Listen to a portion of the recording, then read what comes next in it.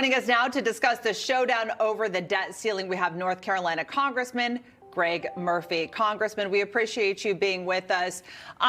Bringing President Biden to the negotiating table is certainly a significant step in the right direction. But talk to me a little bit about what the negotiations are going to be.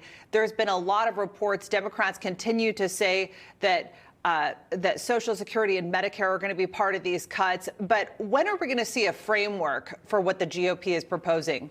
Well, Kimberly and John, thank you for having me. It's absolutely ridiculous to talk about Social Security and Medicare being cut. Those are just Democratic talking points meant to scare individuals. But it's a fact. We cannot continue the spending tirade that this nation has been on for the last couple of years. And so everything's on the table to look at. Now, we're not going to default on Medicare. We're not going to default on paying our soldiers or Social Security. But there is so much innate waste of what's happened in our government, especially the last 2 years, COVID funds, for example, and actually the fact that the Democrats would not look at any of the fraud that was going on with COVID spending. Those are ripe targets. But we're going to look at wasteful programs. And by God, there are. And this is what's going to be a primary concern first, and get government back to its original purpose of what it's supposed to do, not be everything for everyone. It's really interesting, too. The White House says that it won't negotiate on the debt ceiling, but we're seeing McCarthy try to put forward some of those concessions to try to get the debt limit down. But I want you to have a look at this. Congressman, take a look. This is if the U.S. economy was an ailing patient and it would be diagnosed with high inflation, a debt ceiling with no room to spare, and obviously little to no agreement on Capitol Hill on how to fix the problem.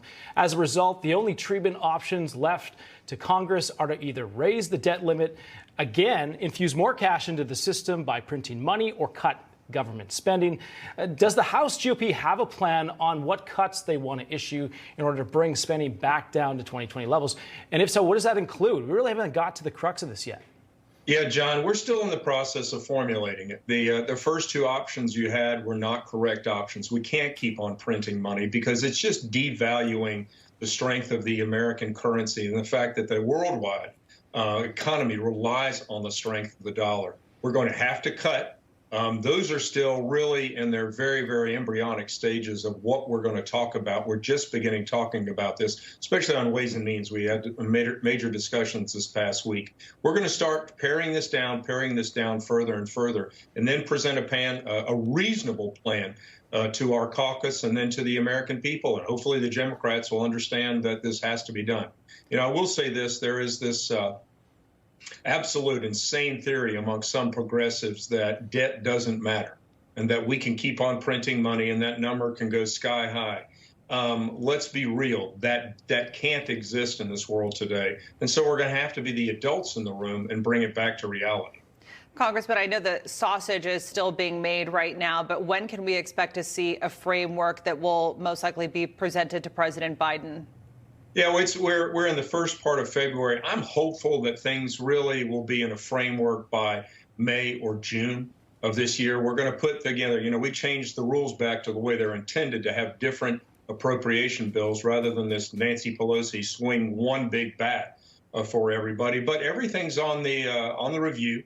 And we're going to be, again, as I said, adults in the room to look at the overall spending of this country and try to look at what needs to be spent, what doesn't need to be spent, and what do we do with Medicare and Social Security, for example. We're not going to cut any benefits, but the system does need to be looked at and reformed. It does. Anybody thinks that that's otherwise is not really being serious about money. Congressman, just real quickly, DirecTV taking Newsmax off of its platform.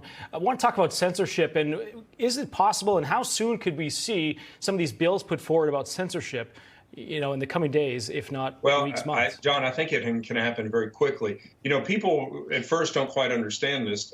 Newsmax is asking for carriage fees, just like all the liberal networks are saying, and then DirecTV is saying, no, we're not going to pay those.